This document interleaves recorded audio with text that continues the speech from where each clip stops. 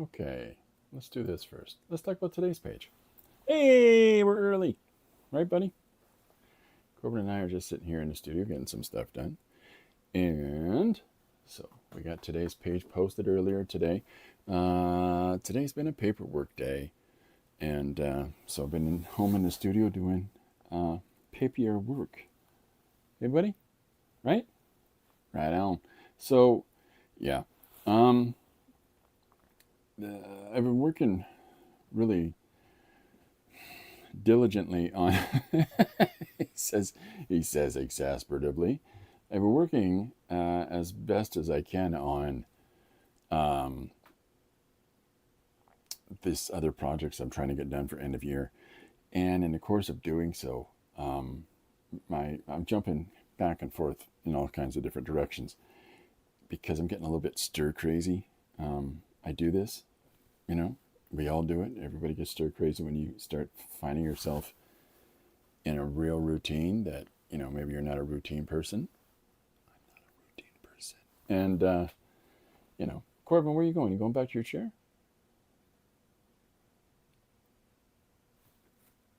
He's just wandering around with this sort of mischievousness to him today. Hiya, Linda. Welcome aboard. Linda says, hi, Corbin. Hiya, Tim. How are you? Interested in seeing Tim's art that Tim was making yesterday. That sounds pretty cool. Um, Ice cream and pizza, How can you go wrong with pictures of ice cream and pizza? Okay, we've got a couple of things. So there's today's page. It's called Romance. Actually, it's called A Secret Romance. The suggestion was from our friend Dee Dee, and it is a bear and a Sasquatch meet in the woods and have a conversation. Well, I turned that conversation into one of love. So, or at least romance. So just a bit of silly fun. A mixed media page on a jelly-plated paper, a jelly-plated cardstock. And if you're not familiar with the jelly-plated process, there's some really cool people you can see, like P&M Artist Studio and Devin Rex for Art. They do pretty interesting stuff. And yeah, so I print a bunch of those pages out. I do a bunch of jelly plate process transfers, and they're hit and miss on how successful they are. But what they do give me is a fantastic base on which to draw one-page stories on these modeled, interesting, colored surfaces. So that's what today's page is based on. Excuse me. And in addition to that, we've got today's episode is brought to you by the letter B, the number 11, and one-page story extravaganza volume 2, which is now available on Amazon. And we're getting good responses to this. This is exciting. I'm very excited. I wasn't sure because, we released Alphabet Book after One Page Story 1, and because it was such a different kind of book, I don't know that it landed as well. I got no complaints about it, and people are still picking them up, which is really lovely. But yeah, nice interest and appreciative interest in the new book. So very pleased, very, very appreciative of that. So yeah, thanks very much, folks. And yeah, so it's the exact same layout, it's the exact same format, the same principle where we've got the breakdown of how the book works, and then we got right into the one-page stories. So yeah, it's 78 new pages. Very exciting. So I'm pleased with this. We're already working on putting out number 3, but we're also working on finishing off Stream of Conceitedness. Stream of Conceitedness. Say it with me. Stream of Conceitedness. Get more elaborate as you say it. So today's page, I thought we'd just jump right into it, but I'm going to try something a little bit different today. Something that I don't know that I do enough for people, and maybe I should. Because doing the streams and doing the one pages in camera it's a nice way to connect to the larger community out there, and those of us that are all sort of working in the same ways. But another, it's nice to have that interaction with other human beings myself. Otherwise, you get a little isolated and a little when you're working in the studio all the time and the only person that talks to you speaks in a language you don't get, and occasionally hits you with his tail. So, yeah. So today's, I thought I'd pick out a more recent one in the magical book. And, okay, here we go. Our friend Miriam. My head is an 8-ball. My head is an 8-ball. Oh, okay. Some weird, wild stuff. Oh, yeah, okay. Well, here we go. We're going to grab some of our pencils. So, yeah, my head is an 8-ball. It's kind of a fun idea. I want to jump at it in a different way today. And so what I mean by that is I've got this, I'll draw images just right on the thing without doing any workup. And that's not always entirely fair to people to do it that way, because it's sort of like, this doing this stream live has never been about, hey, look how shiny I am. It's always been about the interactive part. And so, there's no part of me that has to have, this big wow factor every time, to try to be some kind of impresario, which I'm not. I often forget, though, that when I'm doing the drawings and I'm sort of drawing without breaking down images and without breaking down compositions, I just start going with the lines and filling it all in as I go and making sense of it in my own head. But that's not necessarily fair to people that are working on developing composition. So, with that in mind, I've got the page here moved up just a little bit. And so what we're going to do is, this is an 11 by 17 surface, okay? And it's on a regular old piece of paper, like a printer paper, just a really big one.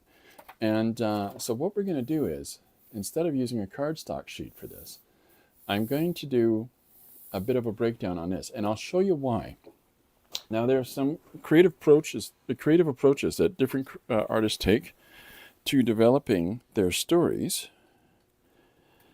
But I think a fine example of one is Brian Hitch's book. Brian Hitch's Ultimate Comic Studio. And so what he does is he sits down and he walks you through the process of making a book. But one of the things that he examples in here, which I wanted to bring to people's attention, is in his penciling approach. And that's here, the drawing process. So one of the things that he does is he takes these different full-sized rough images, okay? And you can see he's using different colors, all right? And, this helps him to find the composition, to find the details, to find all the information that he wants to include in his page based on his rough notes for what he ideally would want his page to look like. Now, he has a blow up that he prints out of his thumbnails, and you can see that down here. Not very well, I'm sorry, but it's very blurry in the picture too. Here's a larger image. So you can see he has a sort of rough idea of what he wants this page to look like, what he wants the composition to be. And then he starts making these crazy, haphazard, sort of hashed out lines. And so where that goes next is that he then takes a erasable blue pencil and does all the finality about how he wants the composition laid out. And then he overlays another sheet of paper and sits down and starts working on the more refined lines. Okay, so this is where we start getting into this part of the process. Now, I have one of these as well. And for the longest time, I used a thick box one like this, but it was a very small box. And then I managed to find on sale at a local art supply store this big old thingamajig, which is very thin. It's like a laptop thin, And so this is a light table. So this, you can lay a couple sheets of paper on it, one sheet having all the scribbles and dibbles on it, and lay another clean sheet over top, and pick out your details. So that works in the same regard as this thick doodad that you see him here with. And then he goes through and he cleans up all his pencil marks and does a little more refined drawing. That process, I think it's a strong thing to suggest something like that to people. And the reason that I would stress that idea to a lot of people is that it loosens you up by using large marks. It loosens you up by coming to your composition from a practical application of finding all the shapes and finding how things all can flow together and move together as you're breaking it all down. But it also has the ability of removing the preciousness factor so that you can erase things out, so that you can draw over other things and not worry about all that too much. So today's suggestion is my head is an 8-ball, and is an 8-ball, and this is from our friend Miriam. Okay, so that's a pretty fun and open-ended suggestion, really. I'm sorry for the bouncy camera. I've been my stabilizer is there's something off with how it was working earlier on, and you know, it's gadgets, never-ending pains in the posterior. So we've got my head as an 8-ball now. So I want to try something different here. I want to draw in the foreground, and so when you're rough laying things out, go in your head, right? Think about how things work and things come together in your head. You can have some reference ideas kicking around you, why not? But go inside your head. So the first thing I want to do is I'm going to grab this big old stencil, and first and foremost, let's use this one. I'm going to draw a big old circle. Now, I'm not worried about that text being there because, like I said earlier, we're going to use this as an underlayment and put something on top. Suggestion, my head is an 8-ball from Miriam. Thank you, Linda, for putting that up. So, what do we got in an 8-ball? We've got the number 8 on the side of it, and we've got the little area at the top where you ask your magic question. You shake up said 8-ball, and it says not likely, you know. So there's our circly area at the top, and then we'll have our number 8 over here on this side. All right, and so you notice that I'm not erasing anything. I'm just scribbling down the ideas, getting things started, getting things going. And this sort of keeping it loose like that allows us to just focus on the act of putting together a page, seeing what works. Now, if I draw, so if I think about let's put a hand here, okay, and an arm, well, I'm sorry, the hand attached to said arm, and then what we'll do is we'll put a finger across there as well, and we'll have a second arm. Let's go this way. But again, see, not worrying about this erroneous line here, just who cares, keep going. So we're going to put the second arm in the foreground, down below a little bit, coming towards the reader. So then we've got our neck that's going to go in. The pencils that I'm using are the Pilot color erase mechanical pencils that I've been talking about. They're really fun for doing things like this. Okay, so here we've got our neck coming in. There's our shoulders. There's, you know, the character developing as we move across. And I'm not overly concerned about those clean lines. How do you spell her name? Whose name? What did I say? How do I spell whose name? Because clearly Christopher has already forgot what came out of his head.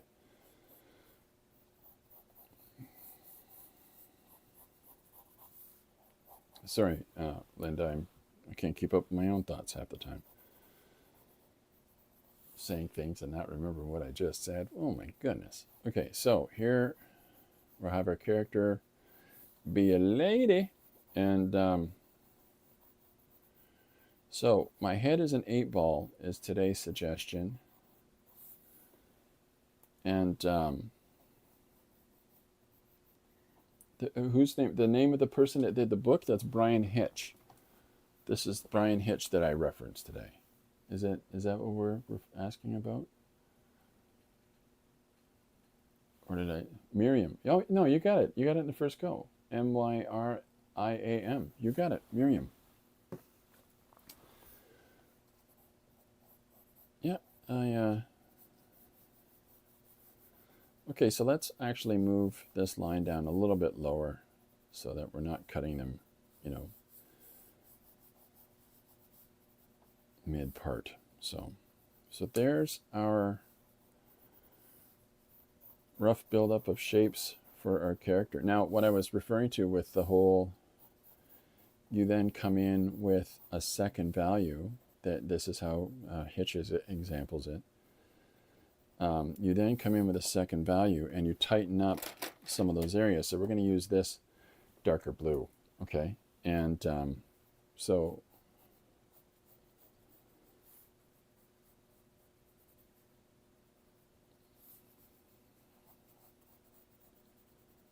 now I'm just picking out some of these lines, these shapes that we had in here. There's our neck. You don't want to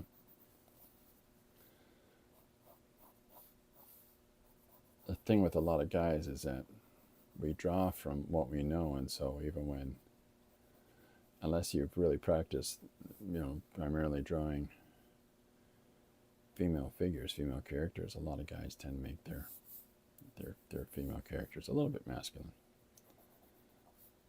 Move the neckline up. All right, so here is our giant 8-ball head, and we'll cut that line in there. And then there's our upper body. And then just thicken that waist out. Come on, a little more realistic there.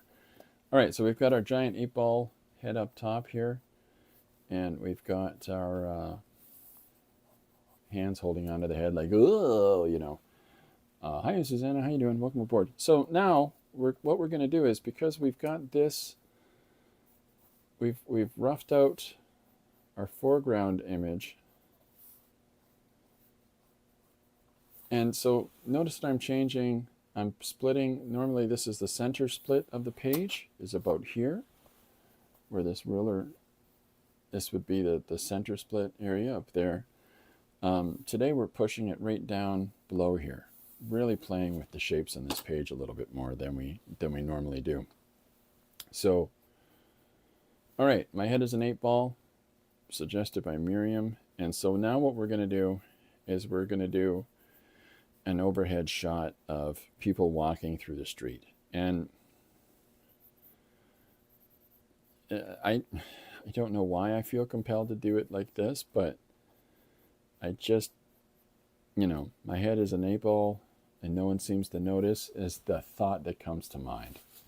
That's seriously what I have in mind today. So, my head is an 8-ball. No one seems to notice.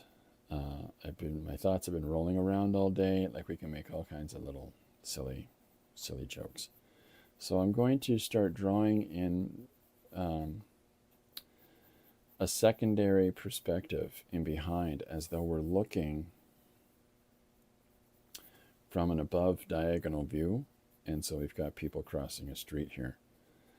And then we'll bring our character into relationship to it in some panels on the side. But this big image is going to be us trying to figure out how to draw a larger scene on our page, and just have this person distinctly separated from it because of the fact that they're not in the same scale. They're not in the same perspective. Their perspective is kind of flat, whereas the people down below were sort of looking on a pitched angle from above, as though, let's imagine it as looking out a second floor window, and let's say third floor window. That's probably more likely, and looking down on the people as they're walking by. There's this sort of skewed little perspective there. So I'm drawing in a bunch of crowd individuals in a crowd, or let's say crossing the light. I'm just finding people shapes and throwing them down here. I'm drawing over the figure that's in the foreground because it doesn't matter. We're gonna, we're gonna play with this a little bit as we go along. Not be too concerned about everything.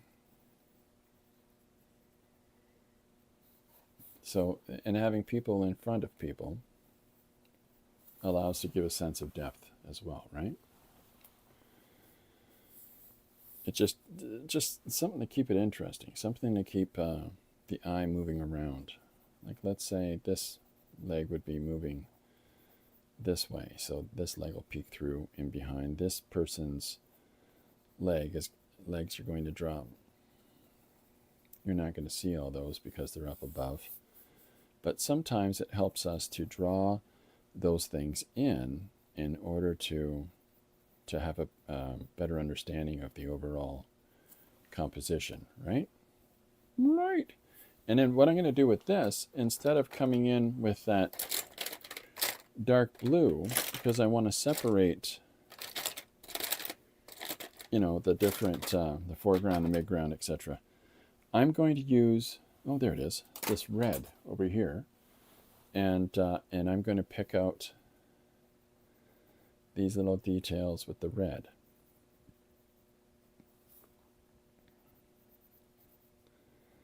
And then we're going to clean this up again. We're going to put another paper over top and tighten it all up. But some of these marks that I've put down, I just want to show you as we go along. We're going to pick and choose those out. So hopefully this is making some kind of sense. Hopefully. So let's put another person up here. Let's put them looking down. Give them some glasses, and let's make it a fella, because we've got a couple of ladies here. And then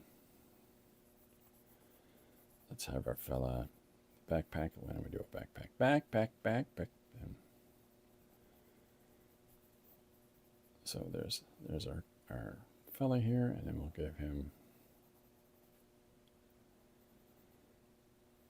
some folds. I'm just throwing lines together and not being too overly concerned about it all, right? And then we'll pick and choose out some of these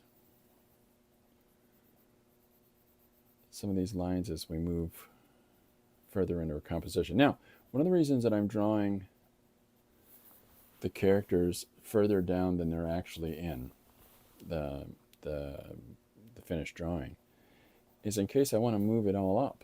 If I want to move everybody up while I'm, applying ink, applying the next stage to it. So by doing this, I'm going to get the text off here because we've already got it on the screen. So while we're doing this, it gives us that opportunity afterwards to change things up a tiny bit. So I'm just using some rough shapes, some round shapes, some sharp shapes.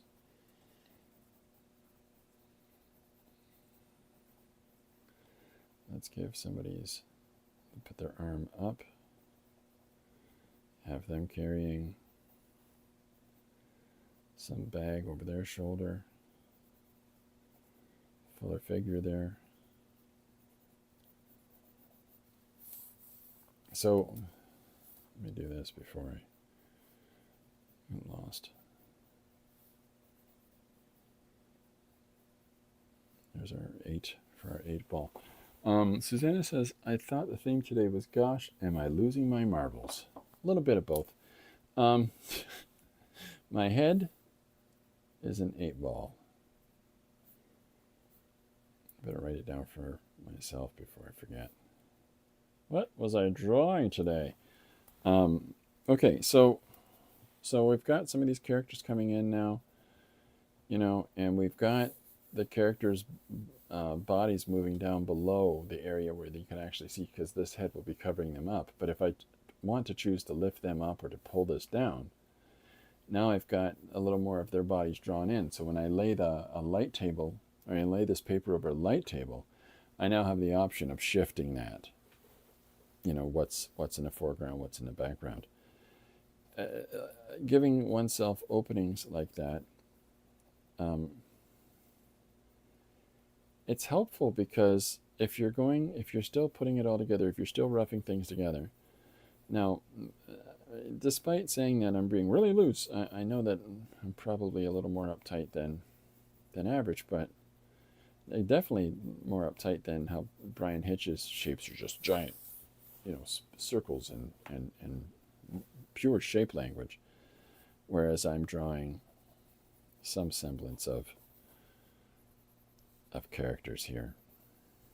So here's our next person as they're walking in the foreground, walking in the rain. Anyways, so the way that we're able to separate the background sketches and the foreground sketch is because we went over the foreground sketch. We pulled those lines out using this dark blue. And the way that we're going to do the same with what are our actual details in the background is that we're using this red to refine some of those shapes and those lines. But in the meantime, let's just keep going and adding some more people to this composition. And then what I think I'm going to do is to keep pushing that perspective. I think I might let's do a street light, street sign, so that we're looking, it just to sort of heighten the idea that we're looking down.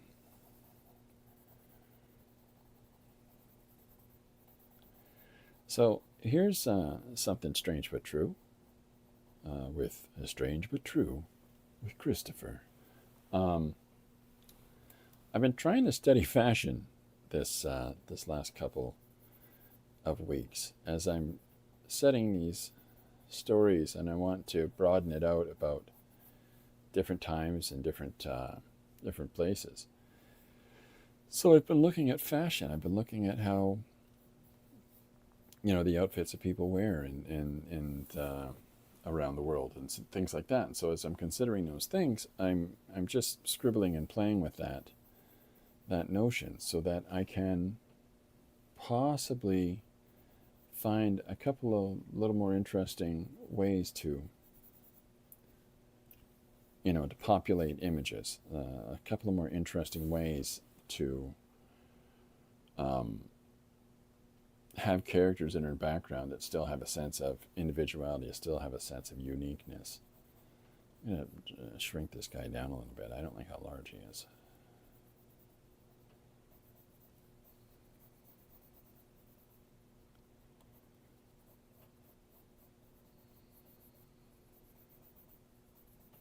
There, we get his legs in. I don't know that makes much difference to most people, but it does to me. It makes sense to me. So you're not even going to see half of this. Okay, are you thinking of becoming a top model? Okay, the secret's out. No. No, I don't think I'd put anybody through that torture. No, I'm just playing with the idea of how to populate images and secretly planning for my runway career. I've been practicing just walking fiercely back and forth across the room, one leg and one foot in front of the other, and tripping a lot. So it's dangerous, but it's happening. So no, I'm not I'm just trying to figure out better ways to draw people. And sometimes we need to look at things, outside of what you would initially think. Here comes Chris, casual. Here comes Chris, dressed casual with a t-shirt and blue jeans. There you go. You can find the clothing that Chris is wearing at the Big and Tall Men's Store or Tents Are Us.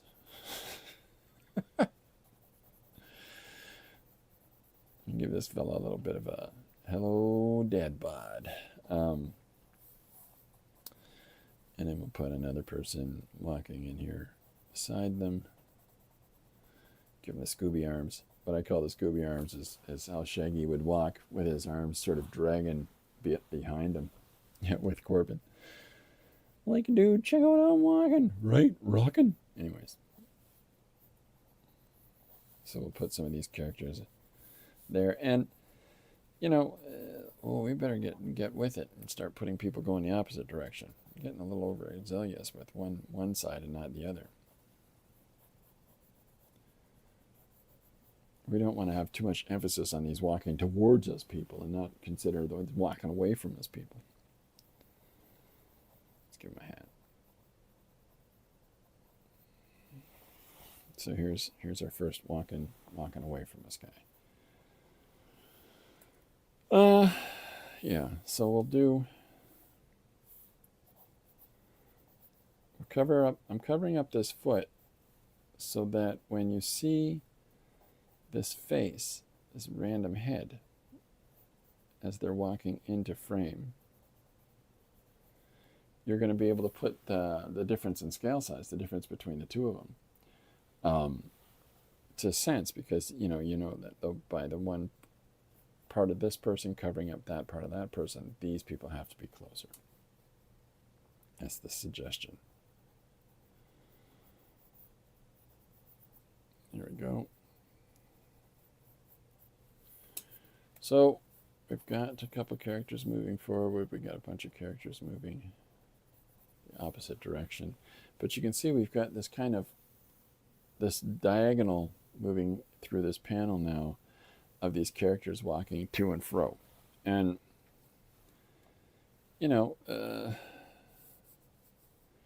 it's fun to try and just approach it a different way than one might normally do. The reason that I'm cutting their bodies off and that you can't really see everybody is because they, like I've said before, they're an element of storytelling. Chris dress casual with a t-shirt, blue jeans with Corbin, meow style, nice. This is all incidental to the storytelling part, and yet at the same time they're definitely an important aspect of it, in regards to the fact that by having a recognizable image and in our world building, it makes less thinking or less question asking for the reader, because they have a general understanding that, hey, this is people walking across the street, and this is a person relating themselves, that here's a way that they feel, whether or not everybody around them realizes it. I like songs and stories like that, where the remainder of the individuals that are around somebody, they have no idea the larger narrative that's going on inside that person's head.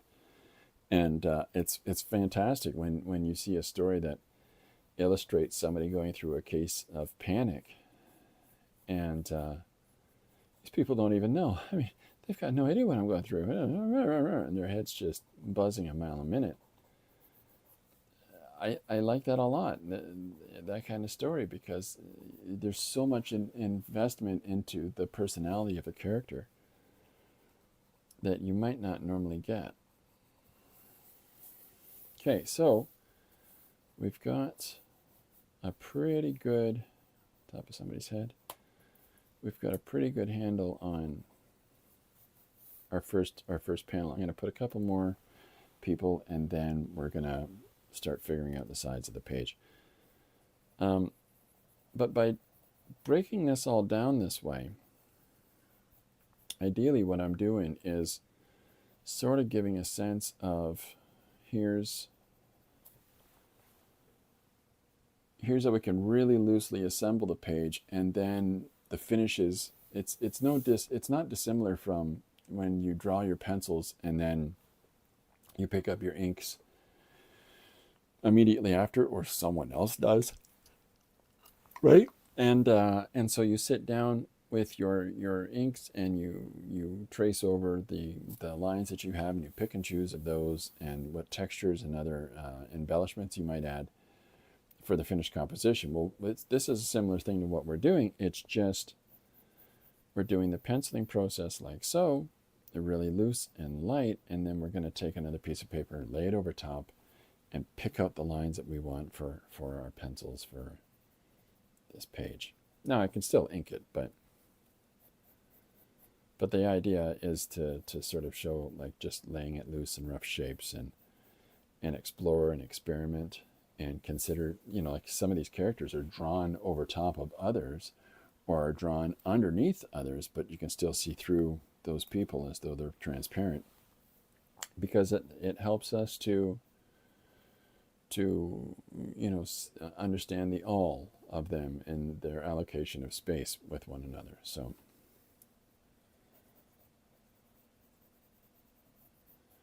I'm drawing somebody who's now walking up behind this other character. So there's their walk. Let's have their phone out. And then we'll have their shoulder bag hanging over here. Yeah. Put some glasses on this person. Just trying to think if there's another word I was going to use. Glasses is pretty much what it is. So we've got a good crowd going. So I think in order to try to get across to the reader that these are characters who are moving through this larger space, we can draw some legs up here in the background. Hi AK, how you doing? So what this tells us is that there's more characters moving in and out of this panel that may not be within the confines of it, but that there's motion and action in a page, whereas the people are moving through. This person's behind in time to this person because they're larger, A, and B, half of them is not even in the frame yet. So it just helps to establish some sort of,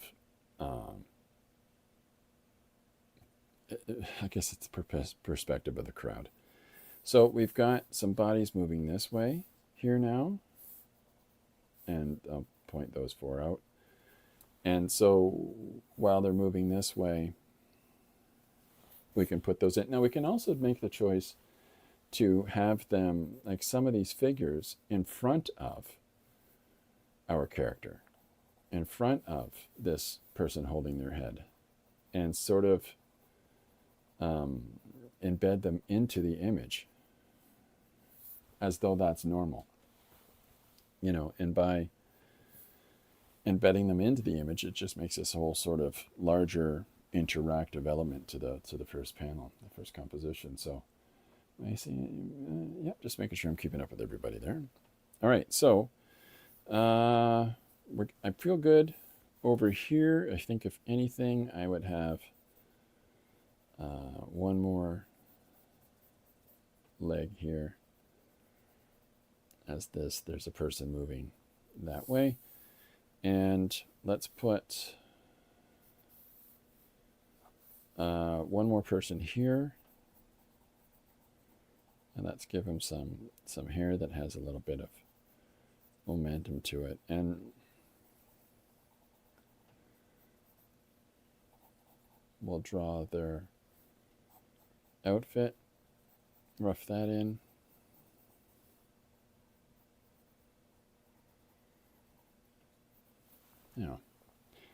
Looks interesting, the drawing. And then says AK. And then, hi, Susanna. Hiya.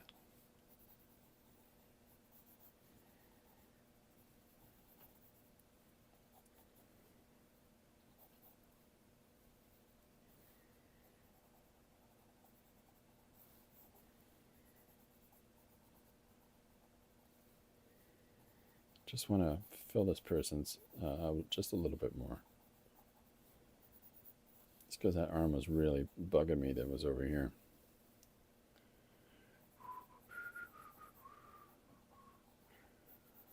And then, of course, this character is now wearing a skirt. And we can give them, just to keep it interesting, we can give this person a cane here as they're heading that way across the street. So,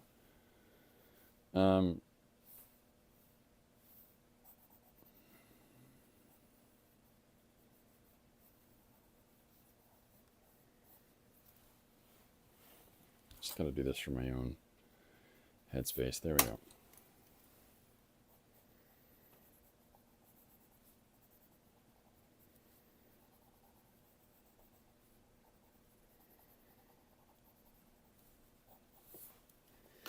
So there's an instance of making an alteration on the fly.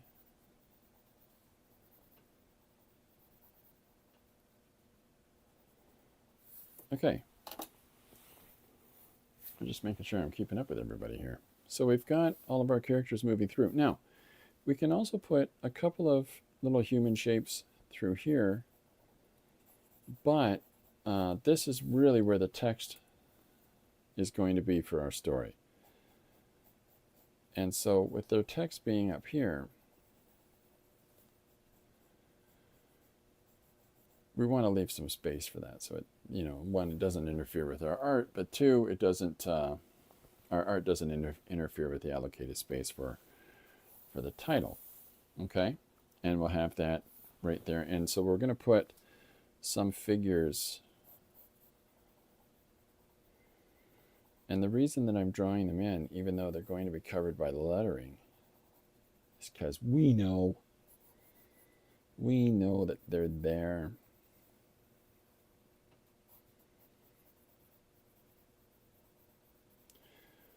All right, so here we've got, I'm just trying to make sure I've got, there is a person walking this way. Let's put their, you may not see it, a single piece of this person in the finished page, but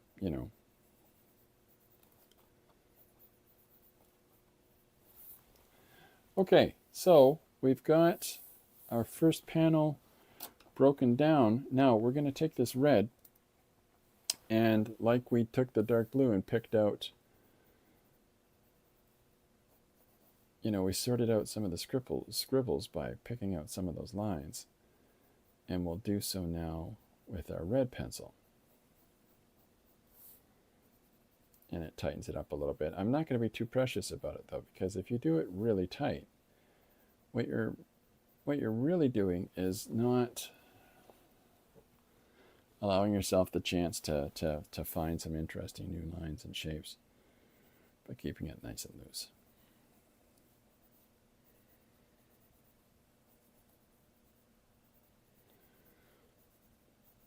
And so here's another person being silly.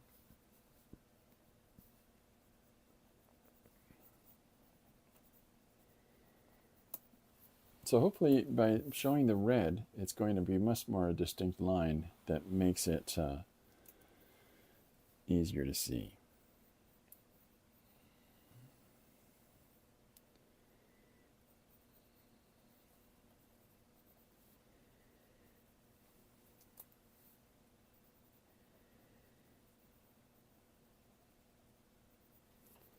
There we are. Sorry, I'm not very chatty.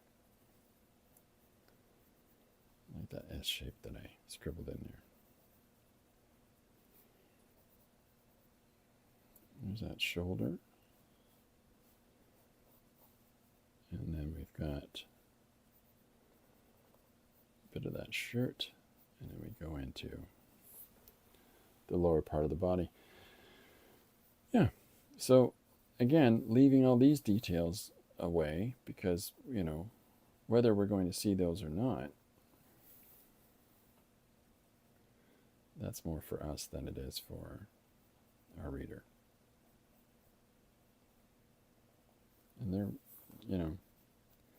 they're the most important part of this. If the reader doesn't get it, you're unsuccessful. You've done something that didn't work. So try to think of making it clear for the ability for another person to be able to look at it and go, oh, I get it. And so at the first, they might, just by looking at the first panel, they'll be like, I don't get it. What's with the person with the giant 8-ball head? Well, we'll explain that a little bit more in our next panel shape.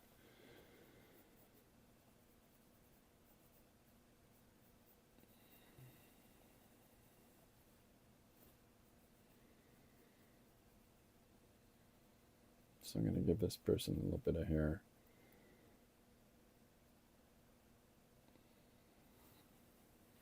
There we go. I'm just making sure. Okay, so here is our next person with their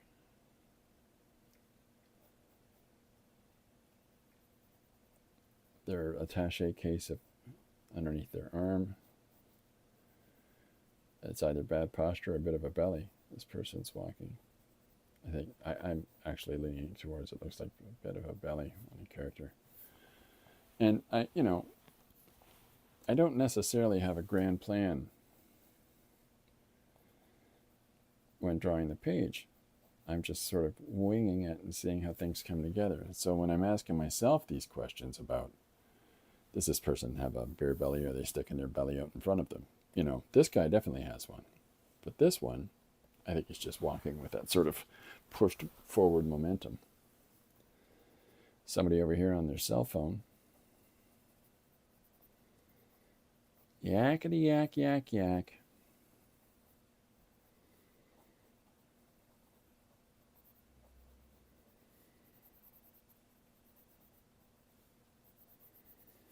See, there we go.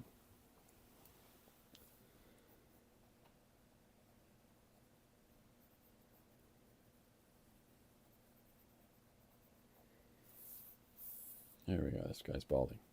Sorry, dude.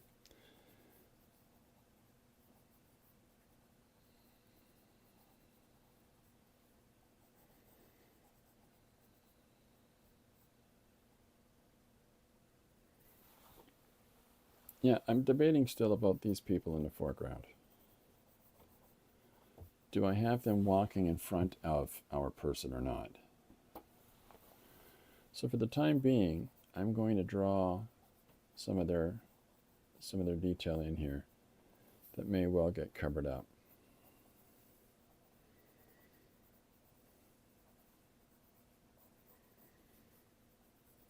This is the shaggy walk right here. Like, dude, this place is totally full of ghosts. Right? Roasts.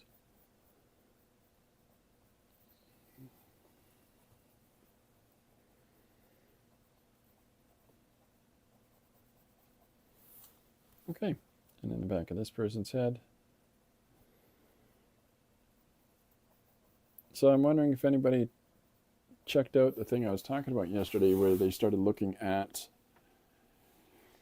any books, any sequential books that they have that has, a picture of like a panel where there's rain falling and it says it's raining outside. We see the picture of it raining.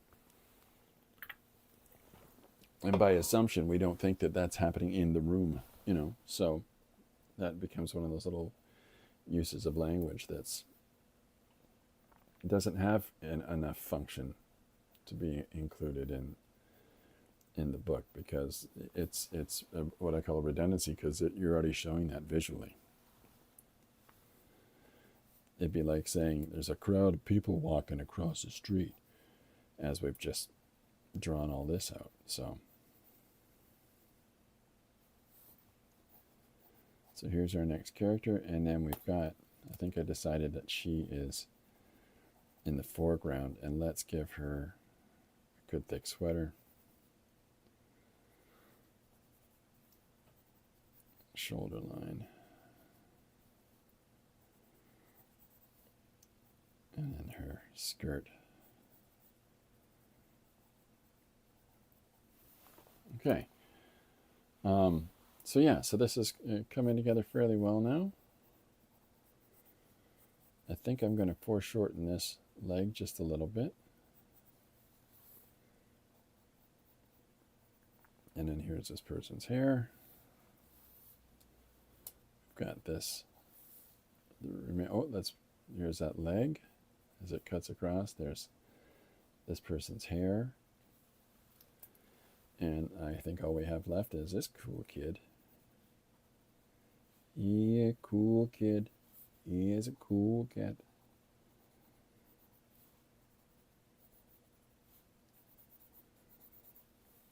And then we've got them walking purposefully. Oh, let's go. Get across the light. Come on. What are you doing taking so long? Get moving faster. Everybody's looking at you and waiting. So there we go. So here's our first panel coming together. And so we've got overlapping elements. And so with the overlapping elements, it gives, like if you were to just take out, I don't know how I'm going to be able to do this. If you're to take out don't focus on the person holding the 8-ball head in the foreground, just think about the crowd and think about working that as one image. And then consider working the person who's holding their head, my deals. And so as another plane, another image. So if you were to do this in some sort of digital drawing program, each of these would be their own separate layer. So that it helps you to distinctly separate one from the next. And you can do some modification and some stylistic approach to each of these different planes in a different way. AK says, do you mean showing something visually and telling the same thing as text? Yes. Yeah. If you have a panel where it's raining in the panel and someone is, it's raining, that serves no purpose because you've narratively told that visually. Now, if you can do more with that. Like if you have a picture of it raining and we've got our person, say, standing at the window looking outside where it's really raining outside, and they say, boy, this downpour has been going on for a couple of hours now. This is, people's basements are going to flood. You're giving more. You're giving more to the character. You're giving more to the story. It's incidental. It's incidental that it's raining a lot. Okay, so whatever's happening in our world, there's a lot of rain coming down at this time. But it doesn't necessarily have to do with the main plot line of our story. But what it is it's engaging the textual aspect of our storytelling a little bit more than just repeating what the visual element shows. It's raining. We know that's raining. You just drew that it's raining. So when we write down what the character is saying as they look out the window at the rain coming down, give them something more to say. I hate weather like this because it reminds me of something that happened to me in 1922. I don't know. But allow yourself to have something a little more for your characters too. So a little bit more meat for them to chew on. How's that sound? Oh my goodness. AK says, never thought of it while reading a comic, but maybe I saw that, but didn't realize it. Take a look. It's a common thing. Good books will have, sure, it's raining, but the character will be saying something a little more than that. And then stories, and it's generally, because the way that it generally comes around is the writer lays out this story, the artist draws out what's been written, and because of their ability, they'll add in some visual images that take these what's salient points in the story, and they take those and those little emphasis points, And so in this panel, they've got it raining outside, because, the writer has said it's raining outside. It's been, have them looking out a window at the rain. And then, but if the writer puts in the text, it's raining outside, and you've drawn it, when the editor looks at this next, or the whoever's doing the text for it, ideally what happens is the editor would look at it, somebody with some sort of editorial viewpoint into the story. If you're writing and illustrating your own story, it's you. And they would look at this and say, well, we don't need this line anymore about it raining. It's superfluous. It's got no value anymore, as it's just a declarative statement that repeats the visual declarative statement. So instead, we'll have them say, I don't like the rain because of the floods that happened on our family farm in 1922. And now you've learned something about the backstory of our character. You've learned about something that they have an aversion to. You've implied that rain can come down so bad as that it can flood a farm. So could that cause a potential risk for our characters in the story that's upcoming? All kinds of things. It just gives a little more something for our characters to converse over. There's a scene. I think it's Bill Sienkiewicz that did it. There's a scene in an old X-Men comic where the X-Men mansion. This is the first appearance of Rachel Summers' character, Marvel Girl 2, I think she's called, where they're flashing back to when she's a little girl, and she's 10, 11 years old, and she's at the mansion with the professor, and she says, Professor, it looks like, and I think it says something along the lines of, Professor, it looks like they're going to shoot some big gun at us. And the next panel is, and he shouts, get away from that window. She's standing there with the curtains wide open looking outside. So then the next panel is this explosion, and she's flying backwards, his chair is upturned, and but the dialogue, and the word balloons that are around that, beyond just the whole look out, it's talking about this is the day when they attacked the X Mansion and the X-Men died, but rather than focusing on here's all the X-Men dying individually, it focuses on there's an external threat, somebody that's inside the room with the character who's noticing this says get out of the way, and boom. So it says the same thing. These characters are dying this day, but it doesn't show it as they're literally just all being wiped out one by one. It has two side characters from the main team you would be thinking about in this team book. They're the ones that are experiencing this. So who knows? What does that imply about what's happened to the main team? So it's Claremont writing that. More interesting in how those elements layer on top of each other and prove to have a more interesting scene. The most recognizable example, I would think, in contemporary literature is here's your private eye in their private eye office,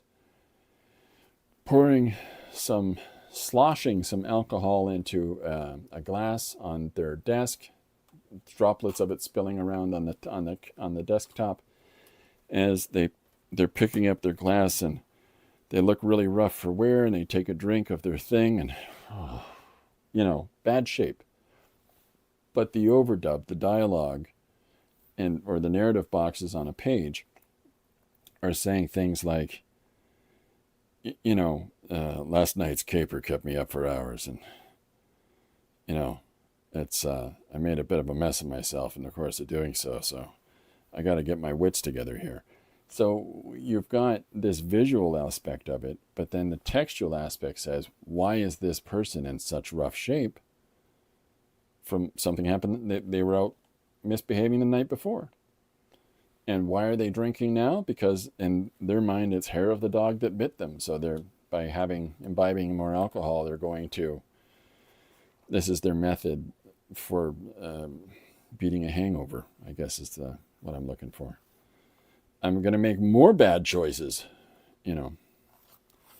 So these lines that I'm putting across is street lines. So as these people are crossing the street that this floating person is in front of, these lines that are moving against the direction that they're going, what we're doing is, let me find, I'll get a different color to, AK sounds good. Okay, so what we're going to do is, if this is our overall composition laid out, there's a couple interesting things that we can do when we're looking at something like this. And I'm just going to show you in this way. And this is a rough, so who cares? All the lines and marks and things we're going to put on it. So if this is, I'm going to frame our image like so, okay? Even though I haven't decided whether I'll put a border on it or anything like that at all. Now, you can divide our image up along here and along here. So there's thirds. They're not equally proportioned thirds, but here's 1, 2, 3 parts of the image. And then we can do the same thing when we're looking at how the lines move across the center of it. So we've got a line here, okay? We've got a line here. And so this is 1, 2, 3. And so what it does is it frames the viewer's eye in those 4 points in the center, okay? And what we're doing with that is by drawing the viewer's eye to the person's head, and the story being the suggested idea of the story. And in square number 1 is where we had planned to put our text. And so it maintains itself within that volume.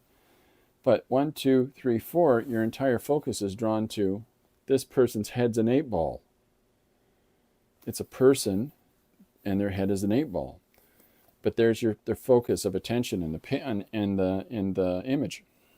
And of course, the title being "My Head is an 8 ball" connects to that. You know, because that's the part we're emphasizing is what the actual title suggests, if we use that title. So think about when you're laying out your compositions that you plot them in such a way as to draw the eye in to a specific focus. It doesn't have to be everything as a vanishing point line, which is a common thing that a lot of people do. It can be using the rule of thirds and drawing that centered focus area. If the lines go through the center of this panel, the line goes through the center of that panel, you know, it goes through here, so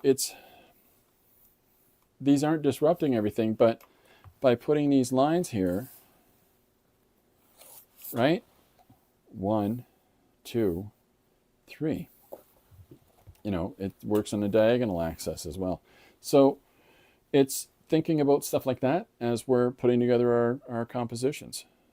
So there's our rough laid in first panel for our page of My Head is an 8 ball. And which will be, now tomorrow I'm 2/3 of the way through our pencil crayon page that we started yesterday of a first time to a pizzeria. And I'm telling you right now, if you saw yesterday's stream and I said there's a whole bunch of different ways we can go from this point on the page, the whole rest of that page is, I just got silly. So hopefully it's going to make some, I'm going to try to make sure I tie it together and make some sort of coherent sense, because I just got bonkers with that page. It started off as somebody's first time at a pizza place, and then I just made that the weirdest pizza place you've ever been to. So you know, we can, once we establish, you know, the context of our story, the characters in our story, and even while we do those things, we can really play with our ideas. We can really play with the things that we're inserting into our story overall. Like, my first time in a pizzeria could be a little spaceship landing on a platform at a satellite in outer space that has a little pizzeria kiosk within it, and that's their first time to a pizzeria. That context is entirely up to the creator.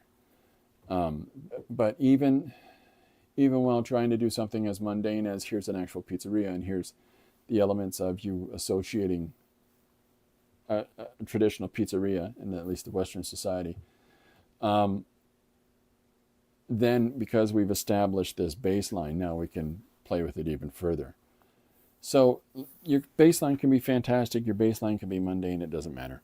But when you're introducing ideas and when you're introducing context for wherever your story is taking place, by having this person holding their head, as this crowd is walking by,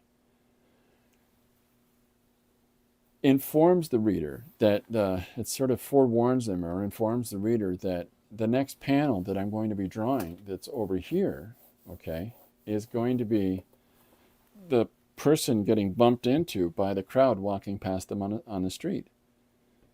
And,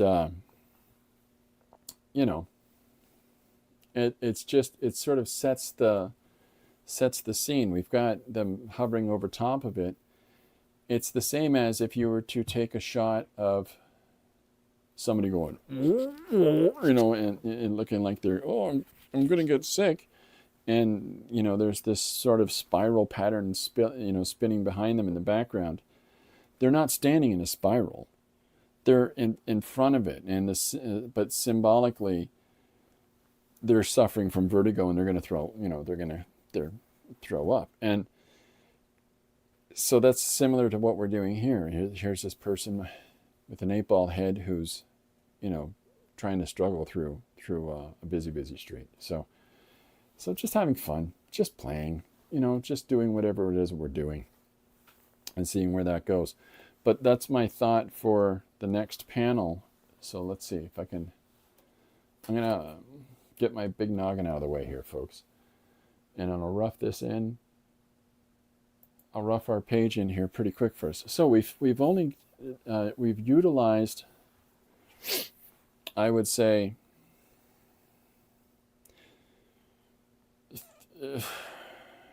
2/5 of our whole page surface. So we've got this large image laid in. Now we want the eye to move this way. Okay, we want the reader to move that way. Now we can do that with a couple different methods. We can do it with the text. So as we have the text here, and lead the text this way on the page to direct the reader. AK says that first panel looks amazing. Oh, that's very nice. Yeah, thank you. So that's one method that we can get the eye to move on the page, is to lead with our text as it goes this way. But let's push it a little bit farther and have our person's body move like so. So if we've got their form is, because it's working on this diagonal axis, right? And then we'll have their hand sort of feeling their way through the crowd. Okay? So with this in mind, and then of course, let's get that big old, template here that, how big's that head? I think it's about that big on the body. Either way, it's way too big. So there's the head. And, we can do a little bit of under the neck. Okay, root that head in there. And even though we've got this part of the form penciled in, we know that because we've put the shoulder line in it and it's closer to us, that when we pick out our lines, we're going to not pick this one, right? So as our 8-ball person is moving through the crowd, And we'll have people coming towards them and looking a little bit disrupted. Like, let's have, raised. I'm trying to think of what's a good way to show that. Oh, don't touch me. Please don't touch me, stranger. So we'll have somebody's hands up like so. Excuse me. Oh, no, no, thank you. No, thank you. But ideally, I think what I want to do is move this person in front of our character. So we want to make sure that we've got some of their fingers in front. We can have, let's say, a newspaper or something stuck under the arm. So the suggestion is that this person is in front of our character because their fingers, okay, are in front of this hand. And so that gives you the idea that this person is walking by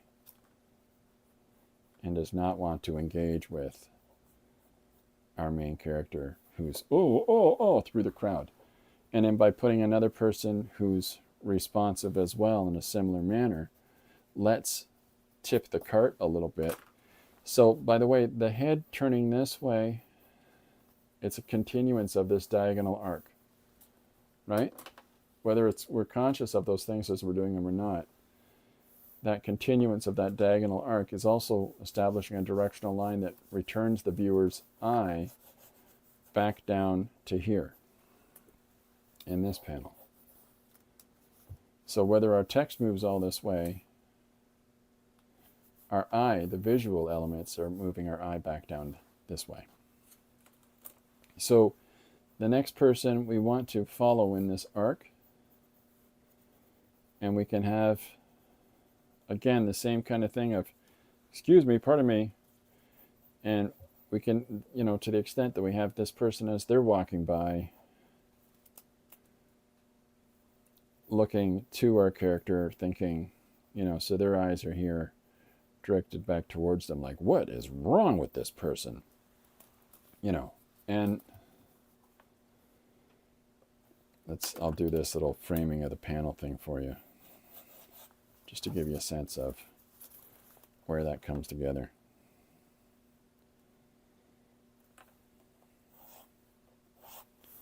Okay, so there's that panel, which needs to be worked up a little bit more. And rather than doing that right now, let's go ahead into the next one. So this trying to get through the crowd. And so we can change our angle, or we can change our perspective in the shot now. So we've gone from this overlay, now we've got through our person cutting across the crowd, cutting across the people.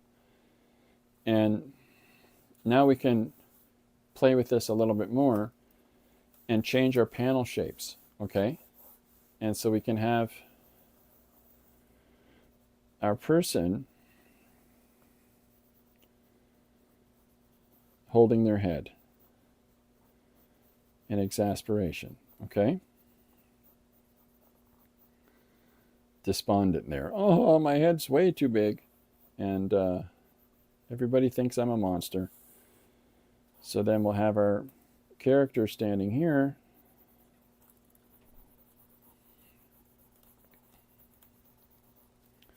But we've still got people moving in front of and behind and beside them, right? So that we're going to still have, so if this is our main character, and I haven't defined any sort of outfit or anything like that for them, not concerned about that immediately. Let's have a continuance of the head. Oh, whoa, and have this person moving across the foreground of our character, but at the same time, physically, we want to veer them that way, right? We don't want them, they don't want to walk into this weirdo with an 8-ball head. So now we've put our character behind them in space. and giving a little more depth to our panel. And then we can have another person, and we can do the same thing as we did here with another person who, as they're walking by, is turning back and looking at our character like, what in the world? So there's their leg moving this way, there's their other leg raised up as they're walking off. Okay, so they're looking back. So now we've got a sense of depth between the three of them and then we can push that one more by having another person getting back to walking through the panel in front of this person.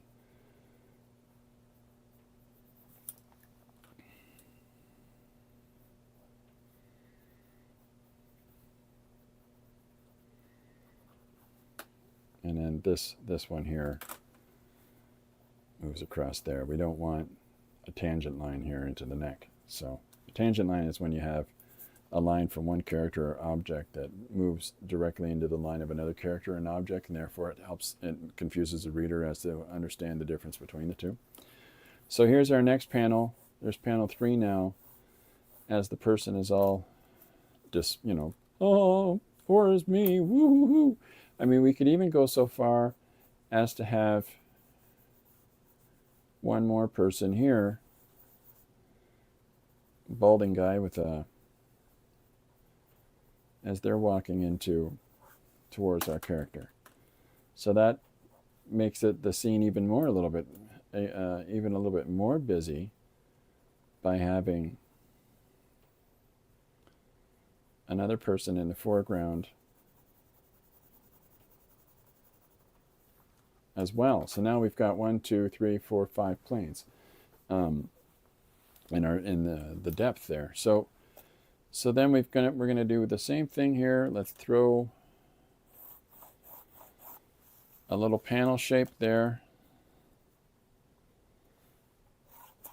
and then we've got this space, and we've still got space down here that we can add something more, right?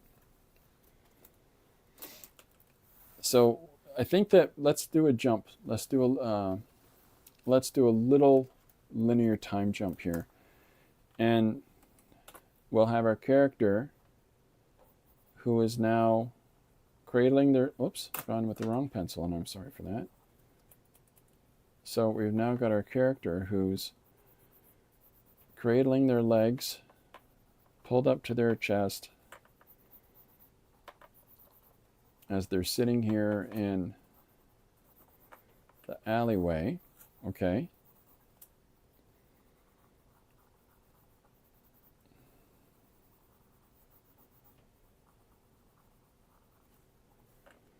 Knee there as well, other hand up here, okay?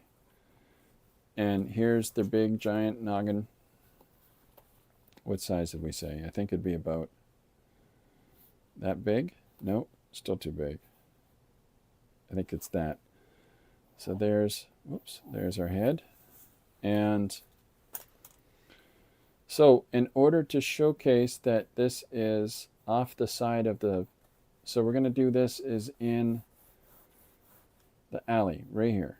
So we need to make sure that we can sell that this is down this little alleyway. Okay, and so put a garbage bin further down, or some kind of other symbology that sort of tells the viewer this is an alley in an urban center, and there's some garbage up against it. Here's some water in the alley, etc. But here's our person sobbing. But that's not going. We need one more element to continue with this motif that there's a crazy busy street that this person's been trying to make their way down and feeling rejected and pushed out of, that they don't fit in this world. So let's do this where we have somebody walking in the foreground like so, that doesn't notice them at all. So there's the side of their There's their back. There's some folds in their shirt there, right? And then there's the folds in the front of said shirt. So there's one person walking past. And I'm just debating on, let's put somebody else's hair here and forehead as this person is walking through the frame. So if we're going to circle those around, this is in front of our figure, and this is in the foreground of our figure. So here's our person in the alley, upset, curled up, giant 8-ball head, right? That's the best part of it. Their head is an 8-ball. So, oh, you know what? That head would be more like this. Because their head is, we're going to turn their head down a little bit. So then there's our character in the alleyway.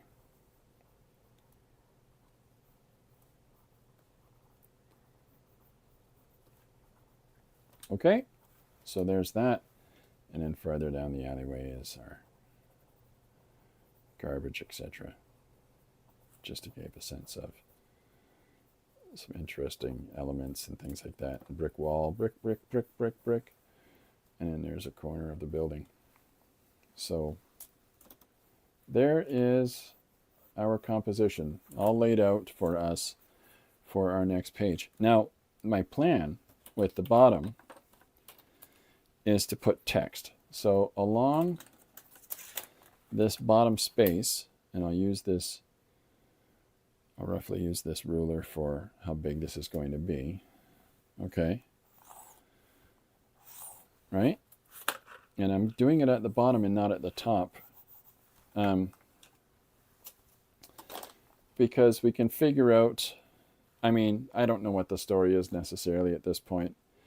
It could be a stranger in a strange land story. It can be a person that doesn't fit into society, which has a different tone to it.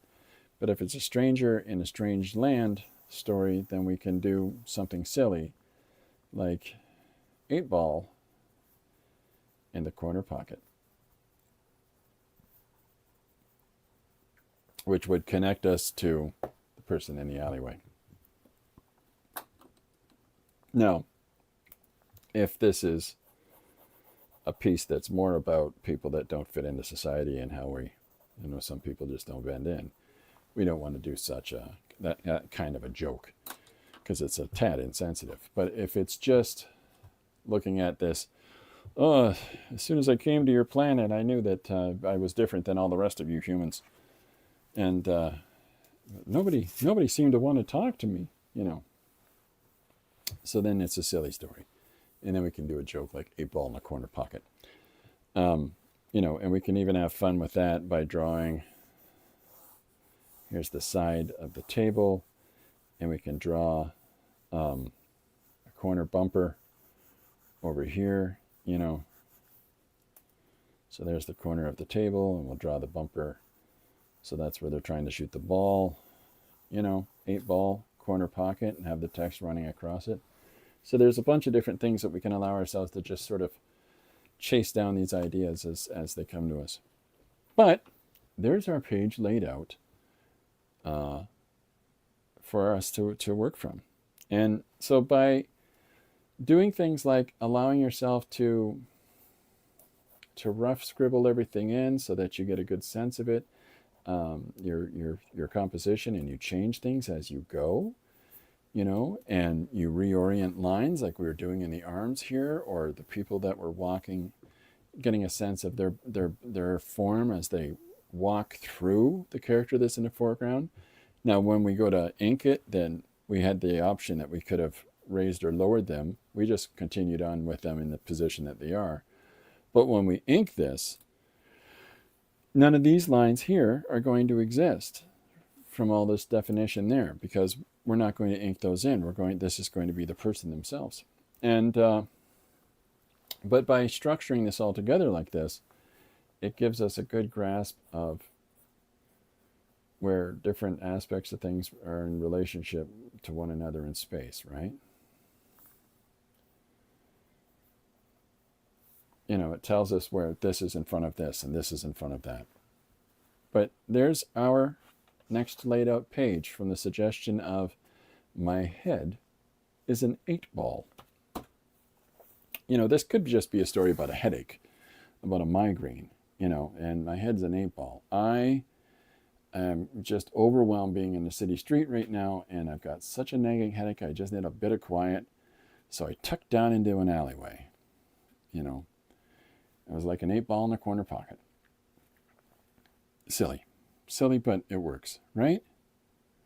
It doesn't have to be a gigantic, elaborate story, but we've added all kinds of fun, different elements for people to take in, in breaking down our page and having a little bit of interesting composition going on between the person embossed in front of the background, and then we jump right into them actually being within the crowd. So it ties together. Okay, well, we got a page. There we go, folks. Good job, everybody. So if you've got suggestions, today's suggestion of, my head is an 8-ball, it's a very simple sentence. It's a line of dialogue. My head is an 8-ball. And yet it's what we do with these things. So there's no such thing as, well, everything I've come up with is dumb, or I wouldn't know what I could suggest. Anything counts, right? It's what we do with it that turns it into something that we might, one person might not recognize what it is, and the other person takes a hold of that and goes, oh, I see it to be this. And away they go. So there's no such thing as a bad suggestion, folks. Linda says, what a great lesson today. And AK says, very nice page concept. I like it. Oh, well, thanks both of you. Okay, I think that's, well, look at that. We're at an hour and a half. Woohoo! So I'm going to wrap up for today. But there's our next page that we'll have finished off and put out. And yeah, good, exciting fun. And so when I do, so I'm going to overlay this and I'm going to pick out the lines and choose what I want for the actual finished page. But I think that when I scan the page to go into the computer for whatever finishes, textually or whatever else, I'll also scan this and put that up there on Patreon as well with the original art so that people can see this step-by-step process. And that way, maybe that helps to give some insight about a way that you can lay out a page as opposed to just drawing finished elements directly onto it. So I hope that's of a help, folks. Thanks very much, everybody, for coming and hanging out today. This has been some quick fun. But I'll get this finished and put up. I should be by tomorrow afternoon. So yeah, come and hang out again. I might be here a little bit earlier tomorrow, more like 1 o'clock, but we'll see. We'll see how it goes. But in the meantime, if I don't see you and you're busy tomorrow, have a great weekend. And go draw something. Go play with this idea of structuring out a page this way. Go take a look at some books and see about the visual and the textual elements working together, like we've talked about this week a bit, and have fun. Okay, everybody, thanks very much. I'll see you tomorrow. Bye for now.